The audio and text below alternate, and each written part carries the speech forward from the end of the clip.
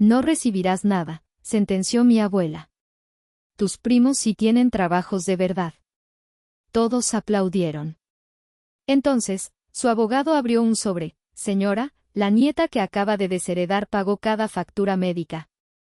Si aún no estás suscrito al canal, haz clic en el botón de suscripción y activa la campanita para no perderte ninguna de nuestras historias. Tu apoyo significa todo para nosotros. Si esta historia te parece interesante, déjale un like. También me encantaría saber de qué ciudad eres, déjanos el nombre de tu ciudad en los comentarios. Ahora, empecemos con la historia.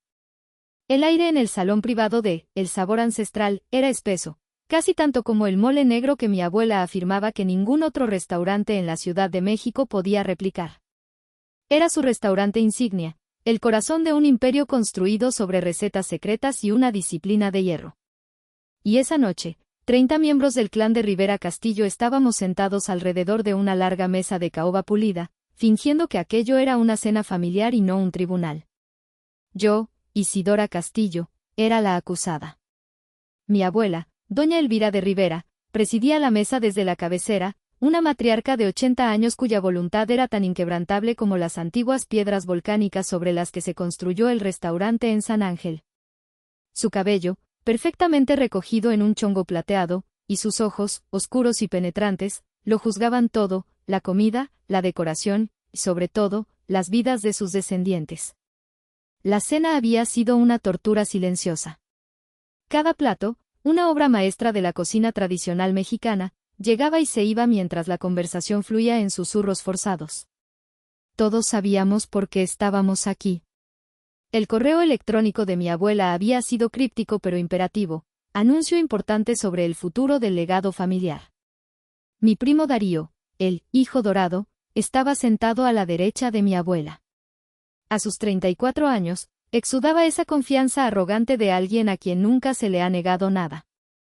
Llevaba un traje a medida y no paraba de revisar su reloj de oro, como si tuviera asuntos más importantes que atender, aunque todos sabíamos que su único asunto importante era heredar el trono.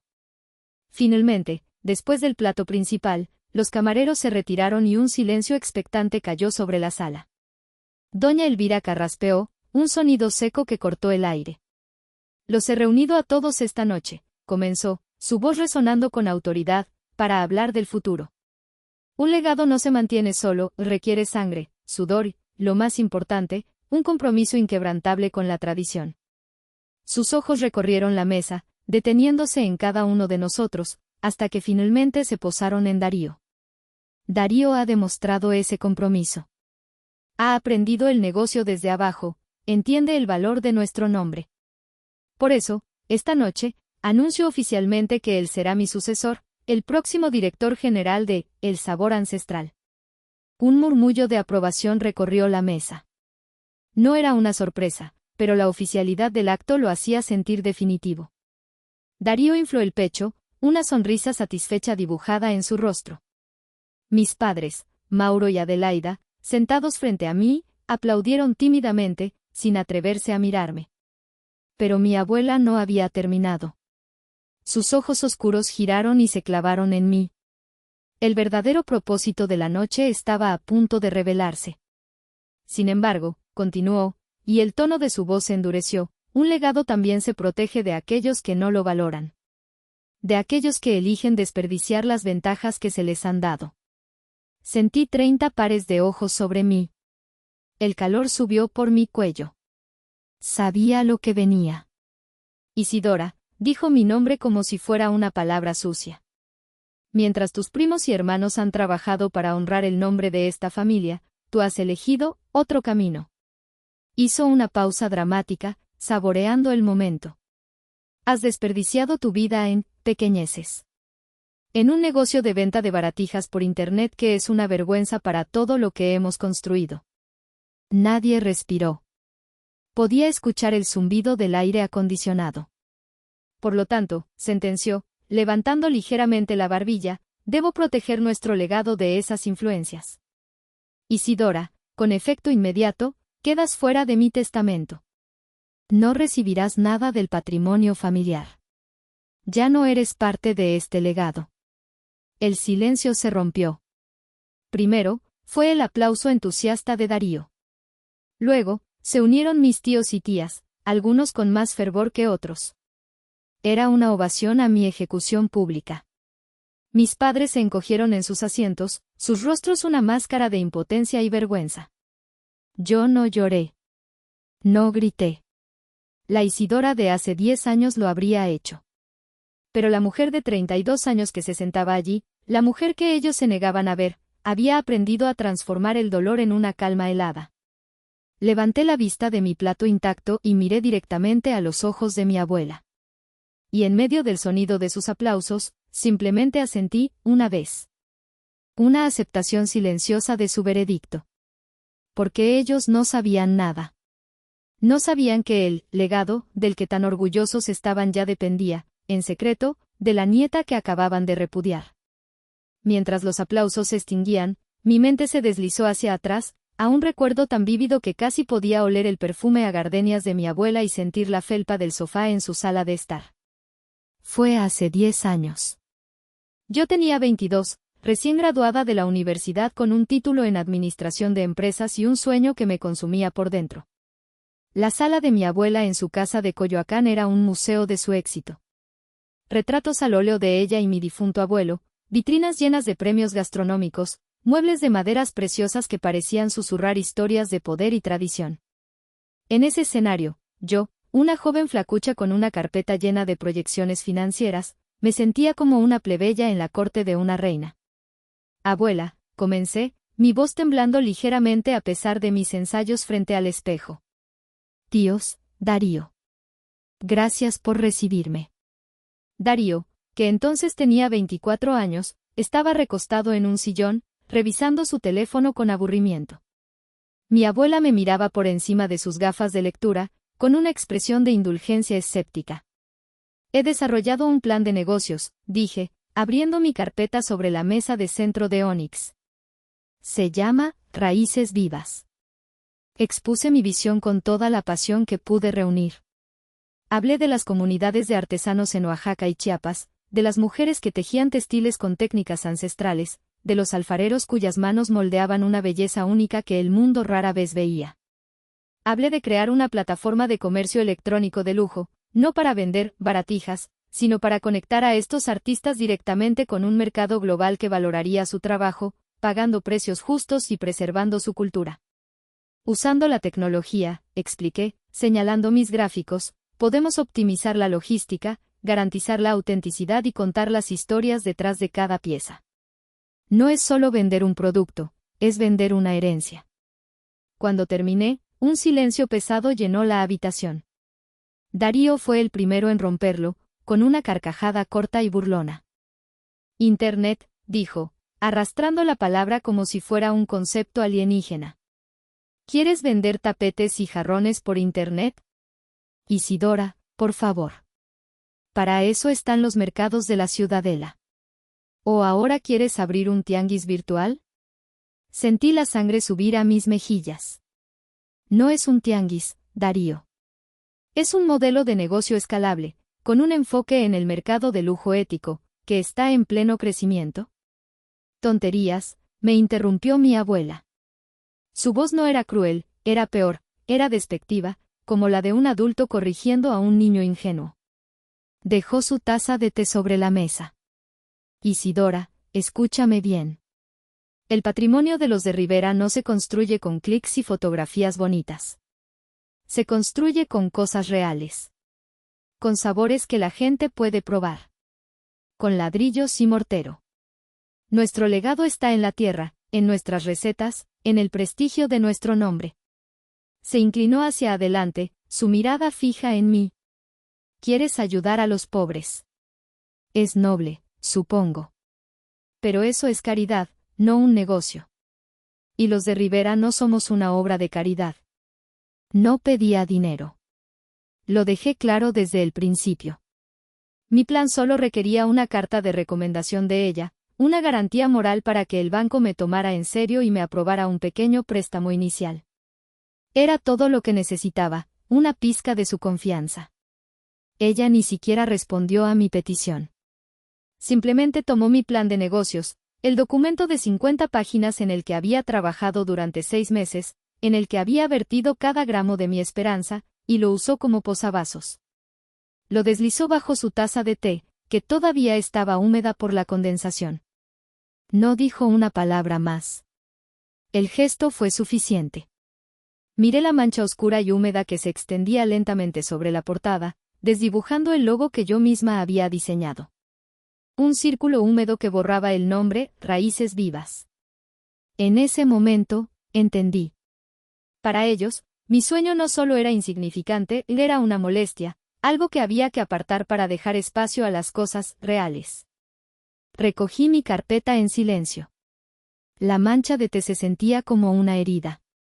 Gracias por su tiempo, murmuré, y salí de esa habitación con el eco de la risa de Darío siguiéndome por el pasillo.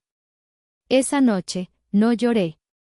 Me senté en mi pequeño apartamento de alquiler y miré la mancha en mi plan de negocios. Y en lugar de desesperación, sentí una extraña y fría determinación. Si ellos no querían ser parte de mi mundo, bien. Yo lo construiría sola. Ladrillo a ladrillo virtual. 5 años después de la humillación del posavasos, mi vida y la de Darío se habían bifurcado en 2 realidades paralelas que rara vez se tocaban, excepto en las obligatorias reuniones familiares donde la tensión era el plato principal. Yo, a los 27 años, vivía en un estado de perpetua cafeína y ansiedad. Raíces Vivas era mi único hijo, un niño demandante que consumía cada hora de mi día y cada peso de mi cuenta bancaria. Mi apartamento en la colonia Narvarte era más un almacén que un hogar, con cajas de cerámica de Mata Ortiz apiladas en la sala y telares de cintura de Chiapas cubriendo mi sofá. Había vendido mi coche, un modesto Tsuru, para pagar los salarios de mis 2 primeros empleados, una joven programadora y un fotógrafo con un talento increíble. Mi dieta consistía principalmente en comida de la tiendita de la esquina y sopas instantáneas. El glamour era un concepto tan ajeno como dormir 8 horas seguidas. Esa misma época, recuerdo una comida dominical en casa de mi abuela. El aire estaba cargado de emoción. Darío, con su habitual fanfarronería, presentaba su nueva, gran idea, un restaurante de alta cocina que fusionaría los sabores de Oaxaca con técnicas de la gastronomía molecular japonesa. Lo llamó Mezcal y Wasabi.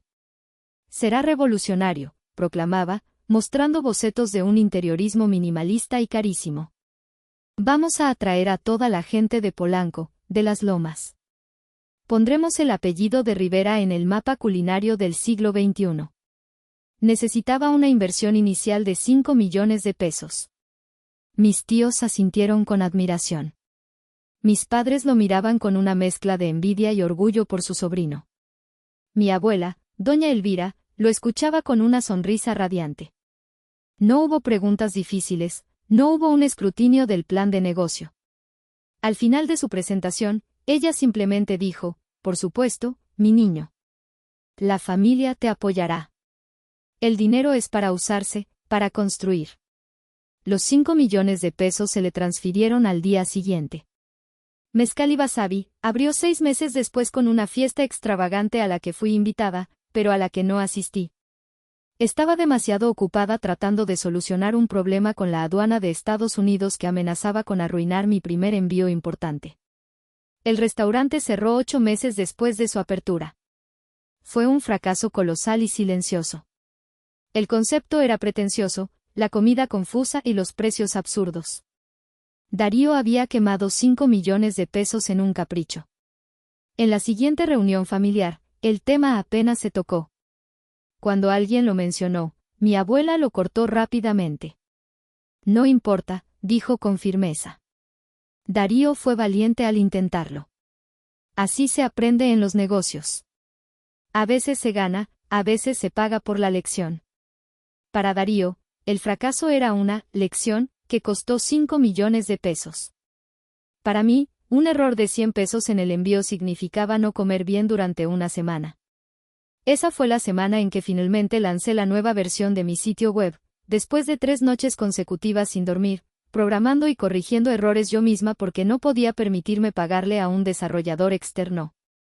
Recuerdo el momento en que pulsé Enter para que el sitio se pusiera en línea. Me quedé dormida sobre el teclado de mi laptop, con el olor a café rancio llenando mi pequeño apartamento. Nadie en mi familia me preguntó por mi lanzamiento. Nadie sabía de mis noches en vela, de mis pequeños triunfos, de mis miedos paralizantes. Vivíamos en universos diferentes, regidos por reglas distintas. En su universo, el dinero era un colchón, un juguete, una herramienta para validar ambiciones. En el mío, era oxígeno, escaso, vital, y cada bocanada tenía que ser ganada a pulso. Esa dualidad no me amargó. Me endureció. Me enseñó que la validación que yo buscaba de ellos nunca llegaría. Y fue entonces cuando decidí, consciente y deliberadamente, dejar de buscarla. Mi éxito, si alguna vez llegaba, sería mío y solo mío. Lo protegería, lo escondería si era necesario, no por vergüenza, sino como un acto de autopreservación. No dejaría que lo tocaran.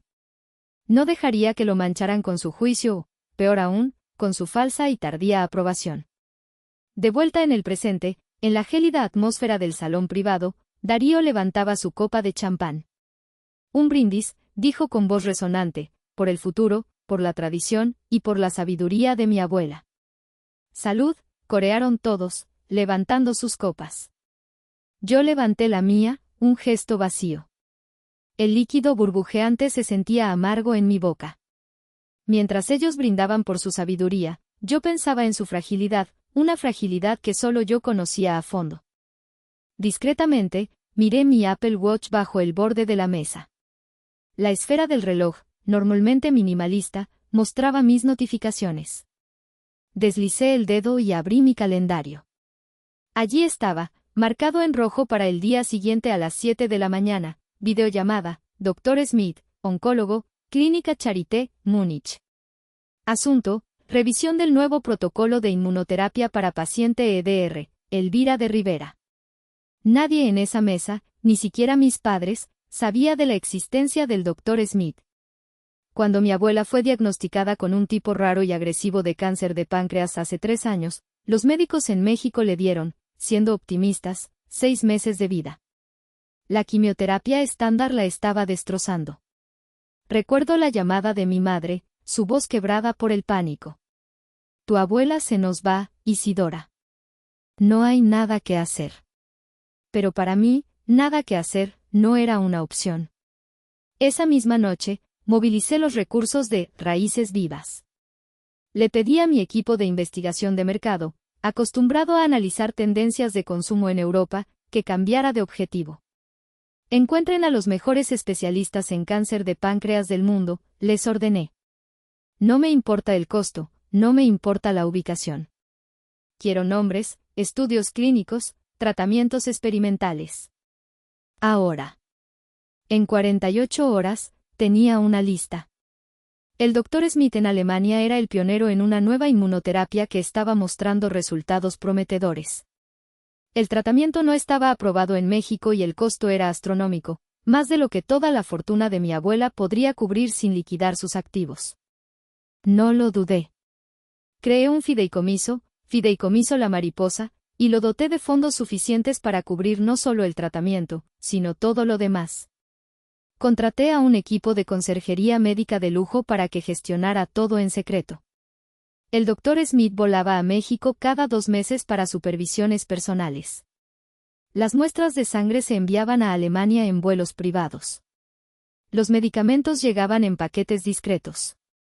Y para mantenerla cómoda y segura, la trasladé de su casa en Coyoacán, que no era adecuada para sus necesidades, a la Clínica del Sol, una residencia de cuidados paliativos de ultralujo en las afueras de la ciudad, disfrazada de un hotel boutique. Tenía enfermeras privadas las 24 horas, un chef personal que seguía las indicaciones de sus nutricionistas, y un jardín donde podía disfrutar del sol sin ser molestada. Le hicimos creer que todo era una extensión de su seguro de gastos médicos mayores, Premium. Una nueva cobertura que el abogado consiguió, le dijo mi madre, siguiendo mis instrucciones. Mi abuela, acostumbrada a tenerlo mejor, no cuestionó nada. Así que mientras Darío brindaba por su sabiduría, yo brindaba en silencio por el Dr. Smith, por la ciencia, y por el éxito silencioso de Raíces Vivas, la empresa inútil que le estaba comprando a mi abuela cada día extra de vida. Ellos veían a una matriarca fuerte, casi inmortal. Yo veía a una paciente cuyo costoso milagro médico estaba siendo financiado por la nieta a la que acababa de desheredar. La ironía era tan espesa que casi podía saborearla, y era mucho más amarga que la champaña. La decisión de activar mi plan, de sacar a la luz la verdad que había guardado con tanto celo, no fue producto de la cena de esa noche. La desheredación fue simplemente la confirmación, el punto final de una historia que había llegado a su clímax 2 semanas antes, no en un salón privado, sino en las páginas satinadas de la revista Clase. La revista, Biblia de la élite social y empresarial de México, había decidido dedicarle un reportaje de 4 páginas a mi familia, titulado El sabor ancestral, el legado de los de Rivera. La portada mostraba a doña Elvira, sentada en un trono de mimbre en el patio de su restaurante, con Darío de pie a su lado, una mano protectora en su hombro. La imagen gritaba poder, tradición y continuidad. Yo me enteré del artículo cuando mi asistente, una joven brillante llamada Clara, me lo dejó sobre el escritorio con una expresión de disculpa. Creo que deberías ver esto, Isidora, dijo en voz baja. Hojeé la revista, el papel de alta calidad se sentía frío bajo mis dedos.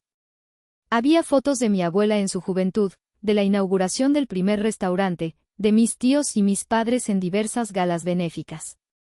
Y luego, la entrevista. El periodista, con el tono reverente reservado para la realeza empresarial, le preguntó a mi abuela sobre el futuro, sobre la tercera generación. El futuro está en buenas manos, respondió doña Elvira, y las siguientes líneas estaban dedicadas a elogiar a Darío. Habló de su visión para los negocios, de su respeto por la tradición, de cómo él estaba destinado a llevar el nombre de Rivera a nuevas alturas. Darío añadía sus propias perlas de sabiduría, hablando de sinergias y expansión estratégica, palabras que sonaban impresionantes pero que carecían de sustancia. Entonces, casi al final, el periodista hizo la pregunta fatídica. Hemos oído que usted tiene otra nieta, Isidora Castillo, que también es empresaria. ¿Qué nos puede contar de ella? Sentí un nudo en el estómago mientras leía la respuesta de mi abuela. La cita estaba impresa en negrita, destacada en un recuadro. Ah, sí. Isidora, comenzó, y pude imaginar perfectamente el gesto displicente de su mano. Mi niña tiene un corazón muy grande. Se dedica a la filantropía, a la caridad. Ayuda a esa gente de los pueblos, ya sabes, a vender sus cositas, sus artesanías. Es una labor muy bonita, muy noble. Hizo una pausa, y luego vino el golpe de gracia. Cada quien encuentra su propio camino en la vida, ¿no es así? No todos nacimos para dirigir imperios. Leí la cita 2 veces. 3 veces. Filantropía. Caridad. Cositas. Gente de los pueblos. Cada palabra era una daga diminuta y afilada. No era solo condescendencia, era una aniquilación deliberada de mi identidad profesional. Había reducido Raíces Vivas, una empresa de comercio electrónico global con una valuación de 9 cifras, a un pasatiempo de niña rica que jugaba a la benefactora. Lo peor no fue la mentira, sino la intención detrás de ella. Ante el mundo, ante sus pares, ante el círculo social y empresarial que tanto le importaba, mi abuela me había borrado.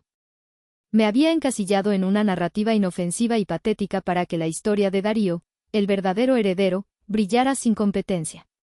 Ya no era un asunto familiar y se había convertido en una humillación pública. Mis socios, mis inversores, mis empleados, todos leerían eso. ¿Cómo me verían? ¿Como la empresaria seria que era, o como la niña de corazón grande, que vendía cositas? Esa tarde, cancelé todas mis reuniones. Me senté en mi oficina, en el piso 30 de una torre en Reforma, desde donde podía ver el castillo de Chapultepec. Miré la ciudad extenderse a mis pies, un monstruo de concreto y sueños. Yo había conquistado una pequeña parte de ese monstruo, con mis propias reglas, en mis propios términos. Y no iba a permitir que nadie, ni siquiera la mujer cuya vida estaba salvando en secreto, me lo arrebatara. La ira que sentí no era caliente y explosiva, sino fría y pesada, como un bloque de hielo formándose en mi pecho. Ya no se trataba de buscar su aprobación. Se trataba de reclamar mi verdad. Levanté el teléfono y marqué el número de mi abogada personal. Sofía, dije, mi voz sonando extrañamente calmada. Soy Isidora. El plan, mariposa. Es hora de activarlo. Sofía Vargas era más que mi abogada y era mi arquitecta de defensas. Una mujer de 40 y tantos años, con una mente tan afilada como sus trajes sastre y una lealtad que el dinero no podía comprar.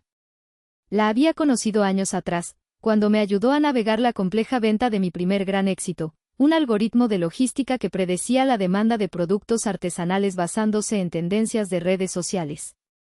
Fue esa venta a Mercado Libre, por una suma que mi familia consideraría una fantasía, la que me dio el capital para transformar Raíces Vivas de un sueño a un imperio. Y fue Sofía quien me sugirió, desde el principio, crear una estructura para protegerme. La gente como tu familia, Isidora, me dijo una vez, mientras firmábamos los papeles finales de la venta, no entiende el éxito que no pueden controlar. Y lo que no entienden, lo atacan o lo minimizan. Necesitas un cortafuegos. Ese cortafuegos fue el Plan Mariposa. Lo llamamos así por el concepto del efecto mariposa, una pequeña acción, mantenida en secreto, que eventualmente podría generar un huracán. La llamada a Sofía después de leer el artículo de la revista fue breve y precisa. ¿Estás completamente segura?, me preguntó, su tono profesional pero con un matiz de preocupación. Una vez que pongamos esto en marcha, no hay vuelta atrás. La dinámica de tu familia cambiará para siempre. Ellos tomaron esa decisión por mí, Sofía, respondí, mirando el horizonte de la ciudad. Yo solo estoy eligiendo el momento y las condiciones de la revelación. Ya estoy cansada de vivir una mentira para proteger sus frágiles egos. Entendido, dijo ella. Activaré el protocolo. El Plan Mariposa era una obra maestra de estrategia legal y financiera, diseñado a lo largo de varios años. Tenía múltiples fases, todas automatizadas y listas para ser ejecutadas con una sola orden. La fase 1, que se activó en ese momento, fue el envío de un paquete sellado al licenciado Mateo Rojas, el abogado de mi abuela y de la familia durante más de 30 años. Rojas era un hombre de la vieja escuela, honorable, meticuloso y absolutamente leal a la ley, no necesariamente a sus clientes. Confiaba en su integridad. El paquete contenía una serie de documentos, cada uno en un sobre lacrado y numerado.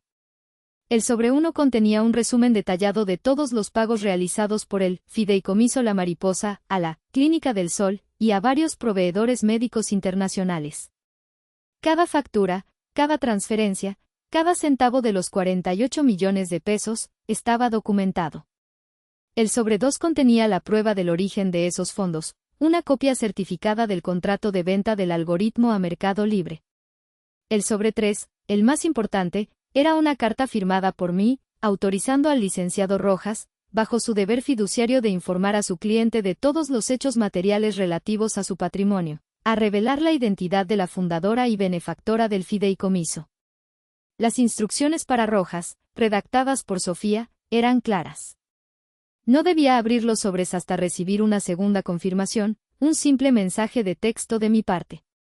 Y debía hacer la revelación en un momento en que todos los principales miembros de la familia estuvieran presentes. La fase 2 del plan era financiera. Sofía tenía instrucciones de ejecutar una operación que habíamos preparado meses antes, la compra, a través de una de mis empresas de inversión, de la cartera de deuda que incluía el préstamo hipotecario principal de la cadena, El Sabor Ancestral. El banco estaba ansioso por deshacerse de esa deuda, que consideraban de riesgo moderado. Para mí, era una inversión estratégica. Era el movimiento de ajedrez final. Me senté en mi oficina, viendo cómo el sol comenzaba a descender, tiñendo el cielo de tonos anaranjados y púrpuras. No sentía euforia ni sed de venganza. Sentía una profunda y agotadora sensación de finalidad. Durante años, había jugado a la defensiva, construyendo mis muros, ocultando mi fuerza. Ahora, por primera vez, iba a atacar. No con ira, sino con la verdad. Una verdad tan pesada, tan innegable, que aplastaría el mundo de fantasía que ellos habían construido a mi alrededor. El huracán se estaba formando. Y todo lo que necesitaba era el momento adecuado para enviar un simple mensaje de texto. La cena de la desheredación, 2 semanas después, se convirtió en el escenario perfecto. Mi abuela, en su arrogancia, me había entregado la oportunidad en bandeja de plata. Mientras Darío pronunciaba su discurso de aceptación, lleno de clichés sobre llevar la antorcha y honrar el legado, observé a mi familia.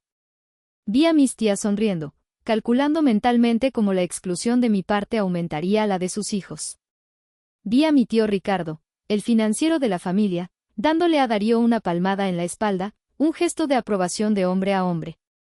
Vi a mis padres, hundidos en sus sillas, evitando mi mirada, prisioneros de su propia cobardía. Y luego vi a mi tío Lázaro. Lázaro era el hermano menor de mi madre, el artista de la familia. Un fotógrafo de paisajes de talento considerable pero de poco éxito comercial, según los estándares de los de Rivera. Siempre lo habían tratado con una mezcla de afecto y lástima. Él era la prueba viviente de lo que le pasaba a alguien en esta familia si no se dedicaba a un negocio serio. Él era el único que sabía una pequeña parte de mi verdad. No los detalles, no las cifras, pero sabía que Raíces Vivas era mucho más que un pasatiempo. Años atrás, en mis momentos más desesperados, cuando estaba a punto de rendirme, fue él quien se apareció en mi puerta con un sobre. Contenía 100,000 pesos en efectivo. Es todo lo que tengo ahorrado, hija, me dijo. No le digas a nadie. Yo siempre he creído en ti. Le devolví el dinero con intereses 2 años después, pero nunca olvidé el gesto.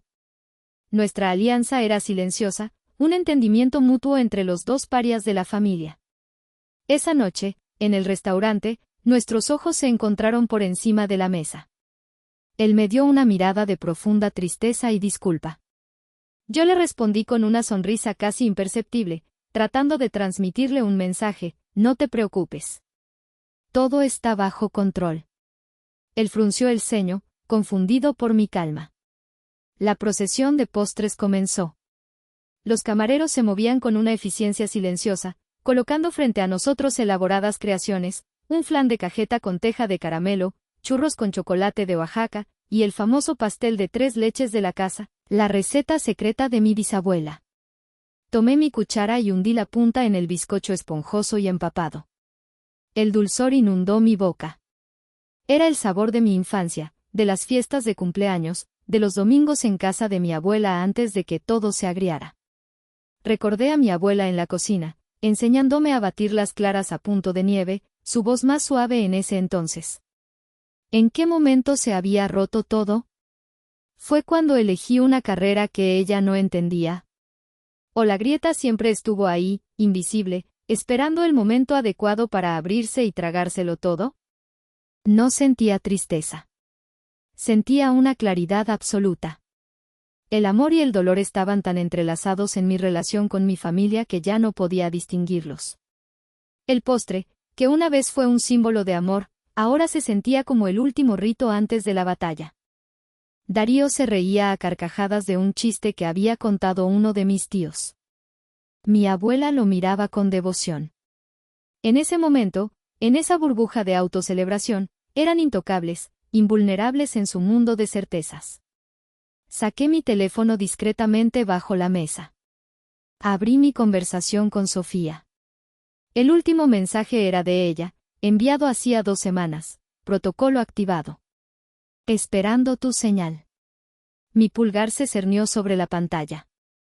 Respiré hondo, saboreando el último bocado de pastel. Dulce. Definitivo. Tecleé 2 palabras. Es hora. Y pulsé, enviar. La mariposa había comenzado a batir sus alas. Si llegaste hasta esta parte del video, significa que realmente te interesó la historia. Cuéntame en los comentarios qué opinas, escribe el número 1 para saber que estás aquí o dime desde qué parte de tu país me estás viendo. También puedes dejar cualquier pregunta y la responderé. El ambiente en la sala había pasado de la tensión ceremonial a una relajación ruidosa. Con los anuncios hechos y el champán fluyendo, la familia se había entregado a la autocomplacencia. Darío era el centro de atención, aceptando felicitaciones y promesas de lealtad de tíos y primos que ahora veían en él al futuro patriarca. Yo me había convertido en un fantasma en mi propia mesa. Nadie me hablaba, nadie me miraba. Era como si mi desheredación me hubiera vuelto invisible, una presencia incómoda que era mejor ignorar. Y eso me convenía. La invisibilidad era mi camuflaje. Fue entonces cuando la puerta del salón privado se abrió. No fue un camarero, sino el licenciado Mateo Rojas. Su presencia fue una disonancia inmediata. Rojas era un hombre de rutinas y formalidades. Su dominio eran las oficinas con olor a papel viejo y café fuerte, no las cenas familiares. Verlo allí, con su traje oscuro impecable y un portafolio de cuero apretado en la mano, era como ver a un juez aparecer en medio de un carnaval. Un silencio incómodo se extendió por la mesa a medida que todos se daban cuenta de su llegada. Doña Elvira fue la primera en hablar, su voz teñida de irritación. Mateo, ¿qué sucede? Es tarde. ¿No podía esperar a mañana? Mis más sinceras disculpas por la interrupción, doña Elvira, a todos, dijo Rojas, su voz grave y formal. Hizo una leve reverencia. Le aseguro que no estaría aquí si no fuera un asunto de la máxima urgencia y materialidad. Darío, inflado por su nuevo estatus, intervino con impaciencia. Licenciado, estamos en una celebración familiar. Sea lo que sea, envíe un correo. Rojas no miró a Darío. Sus ojos se fijaron en mi abuela. Doña Elvira, la información que he recibido esta noche tiene un impacto directo y fundamental en las decisiones que usted ha anunciado. Mi deber fiduciario me obliga a informarle a usted, como mi cliente, de inmediato. La palabra, fiduciario, colgó en el aire, cargada de peso legal. La atmósfera festiva se evaporó por completo, reemplazada por una aprensión palpable. ¿De qué se trata?, preguntó mi abuela, su tono ahora más cauteloso. Se trata de su patrimonio, respondió Rojas.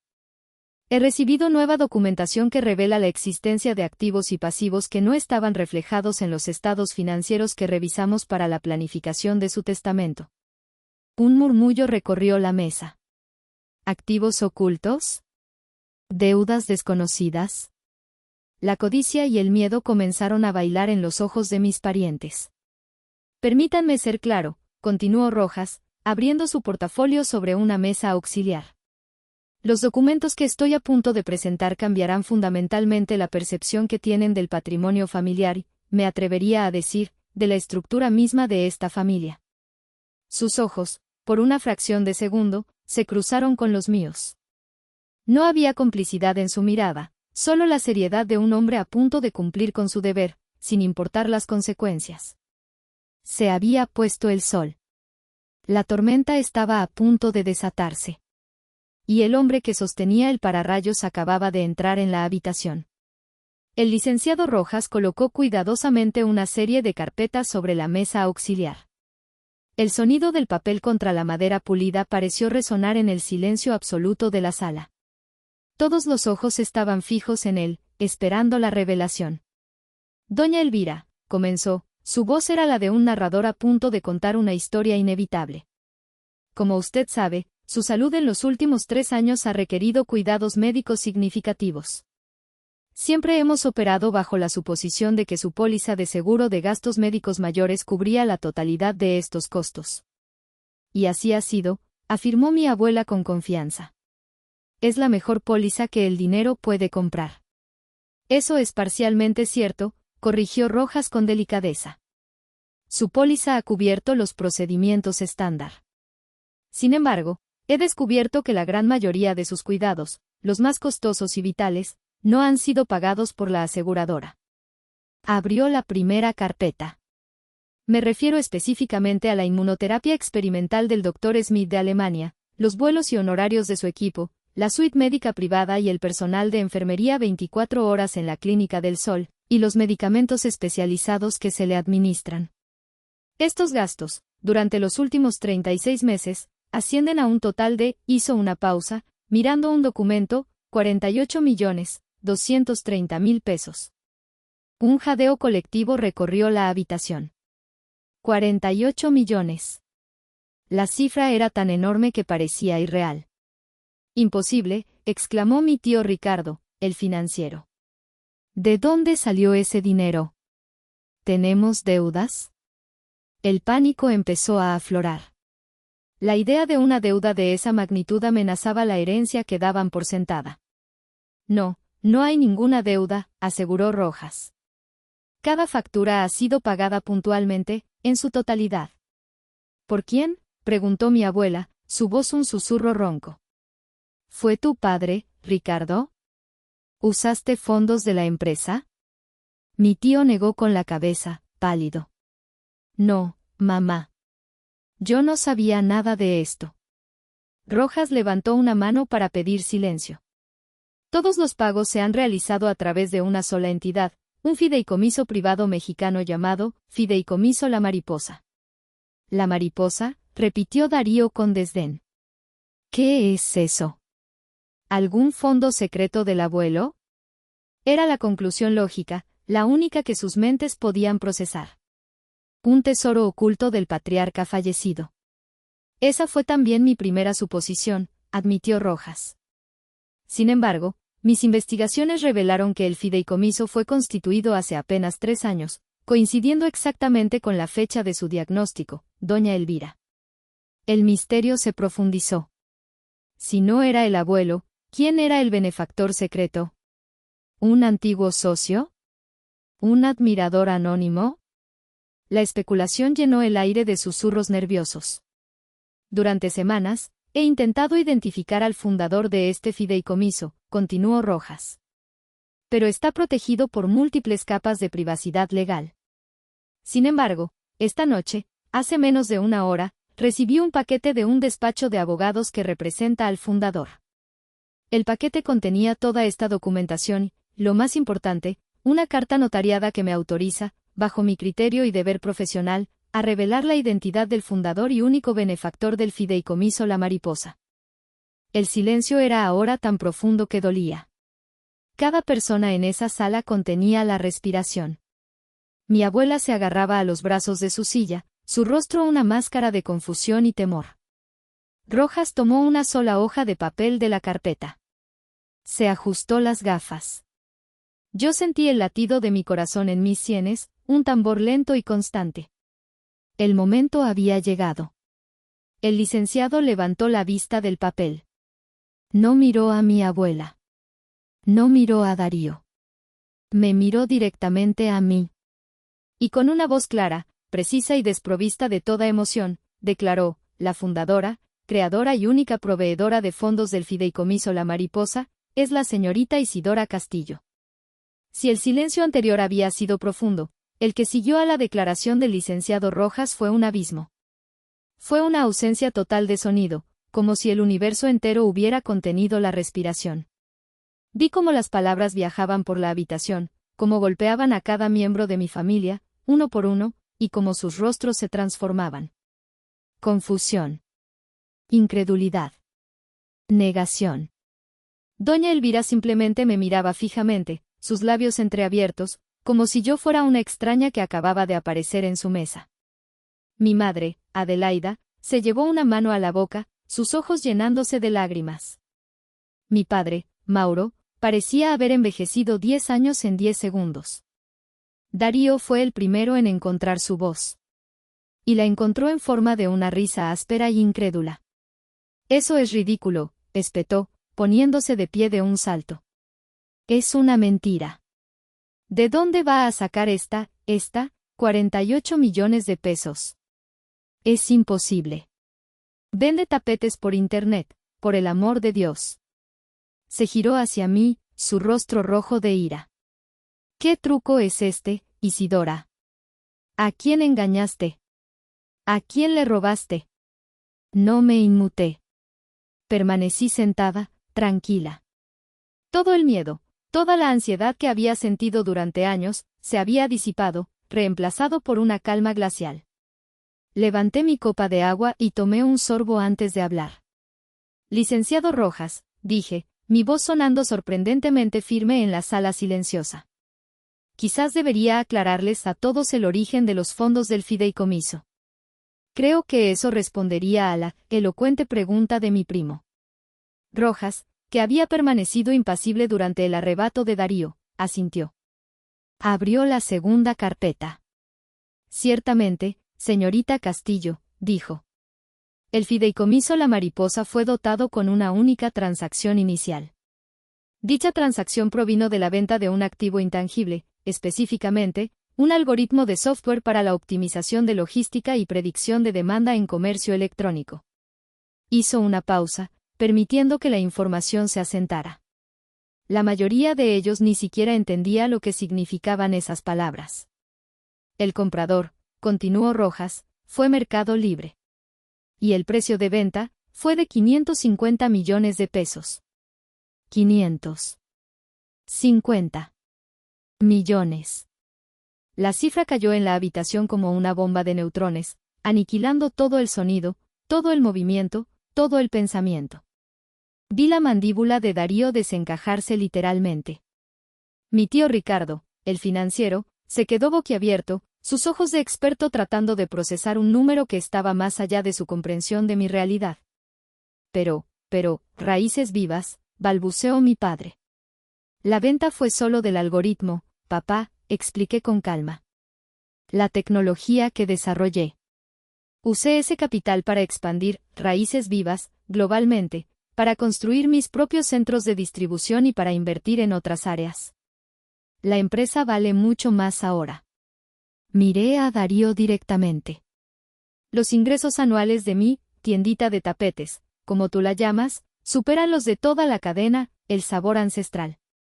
El rostro de Darío pasó del rojo al blanco ceniciento.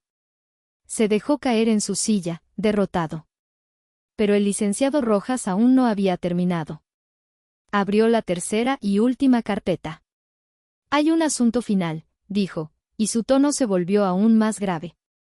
Y esto también concierne directamente a la estructura financiera de la empresa familiar. Sacó un documento. El préstamo hipotecario principal de 150 millones de pesos que grava las propiedades de la cadena de restaurantes, incluyendo este edificio, y que estaba en manos del Banco Inbursa. Levantó la vista y miró a mi abuela, que parecía una estatua de cera. Doña Elvira, lamento informarle que ese préstamo ya no pertenece al banco. La cartera de deuda fue adquirida en su totalidad el mes pasado por una empresa de inversión privada. ¿Qué empresa?, susurró mi abuela. Rojas no necesitó responder. Todos los ojos se volvieron hacia mí. Asentí lentamente. Se llama Inversiones Mariposa, dije en voz baja. Una subsidiaria del fideicomiso. Lo que significa, abuela, que en términos simples y legales, yo soy tu principal acreedora. Y entonces, por primera vez esa noche, me puse de pie. Ya no era la acusada. Era el tribunal.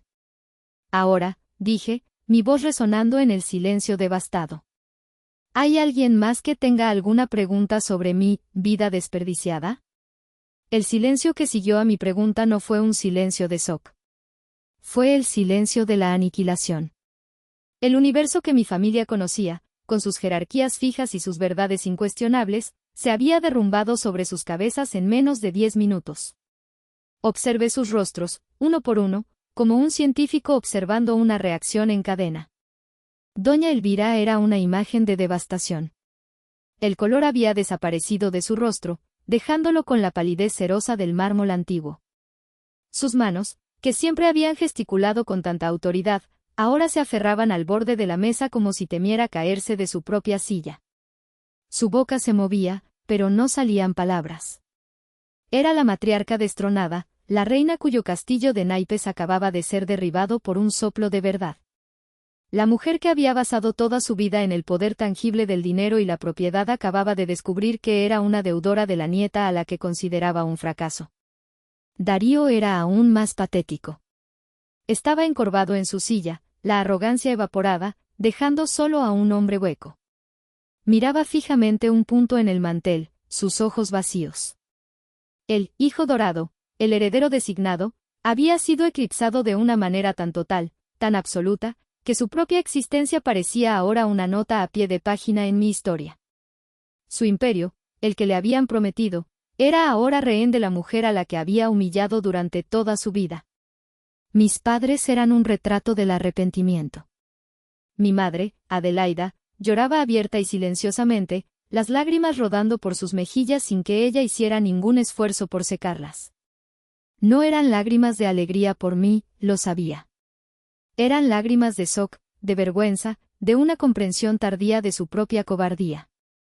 Mi padre, Mauro, simplemente se cubrió la cara con las manos, su cuerpo sacudido por un temblor. Habían fallado en su deber más básico, protegerme. Y ahora veían el abismo que su inacción había creado entre nosotros.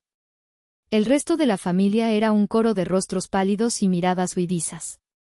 Mis tíos y tías, que habían aplaudido mi desheredación con tanto entusiasmo, ahora evitaban mis ojos a toda costa. Se miraban entre ellos, buscando alguna señal, alguna pista de cómo debían reaccionar en este nuevo mundo donde todas las reglas habían cambiado. El miedo había reemplazado a la burla.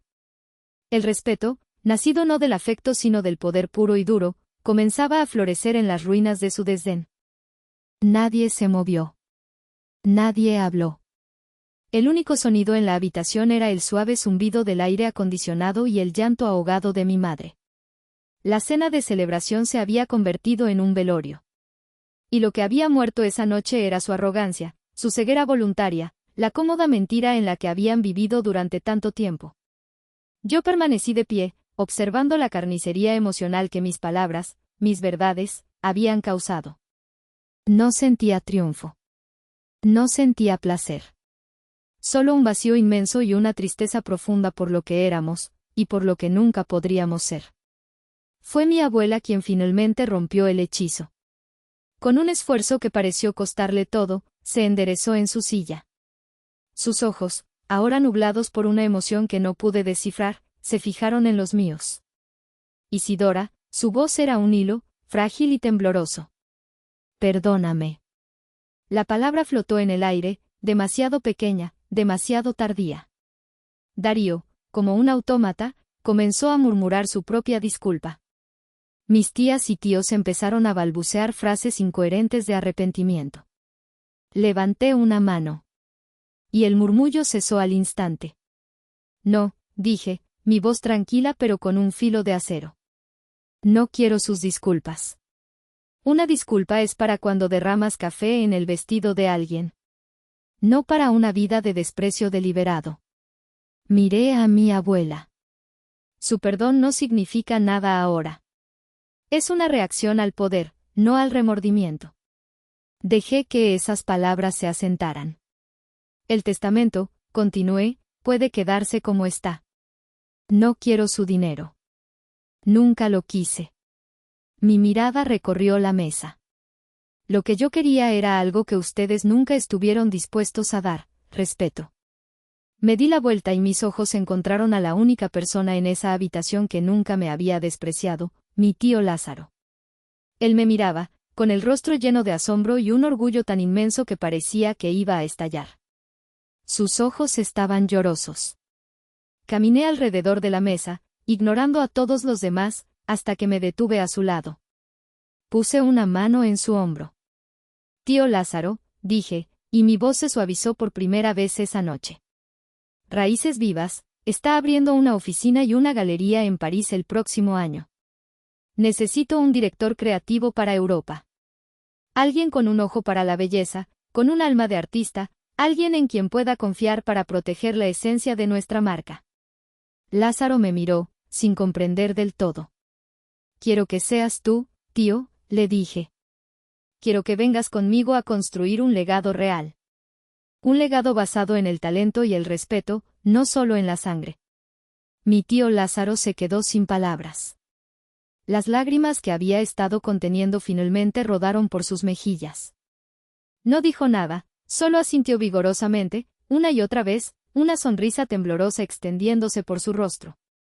En ese momento, en medio de las ruinas de mi antigua familia, acababa de crear el primer ladrillo de una nueva. Sin decir una palabra más, me di la vuelta y caminé hacia la puerta. Isidora, Espera, gritó mi madre. Mi padre se levantó. Hija, por favor. No me detuve. No miré hacia atrás. Abrí la puerta del salón privado y salí al bullicio del restaurante. El sonido de la música, de las risas, de la vida, me envolvió. Era como pasar de una tumba a un mundo vibrante. Caminé a través del restaurante, dejando atrás el imperio de mi abuela, dejando atrás el peso de su juicio, dejando atrás a la niña que una vez anheló desesperadamente su aprobación. Al salir a la noche fresca de la Ciudad de México, respiré hondo. El aire olía a tierra mojada y a libertad. Por primera vez en mi vida, me sentí completamente, absolutamente libre. El taxi que había pedido a través de una aplicación me esperaba en la acera. Me subí y, mientras el coche se alejaba, miré por la ventanilla el letrero de neón de El sabor ancestral. Era brillante, pero por primera vez, me pareció pequeño, un vestigio de un pasado que ya no me pertenecía. Sentada en la oscuridad del asiento trasero, viendo las luces de la ciudad pasar como estrellas fugaces, una pregunta se formó en mi mente, una pregunta que no era para mí, sino para el mundo. Dicen que la sangre es más espesa que el agua, que la familia es para siempre. Pero a veces, para poder sanar, para poder respirar, tienes que ser tú quien haga el corte. Hice lo correcto, ¿no creen?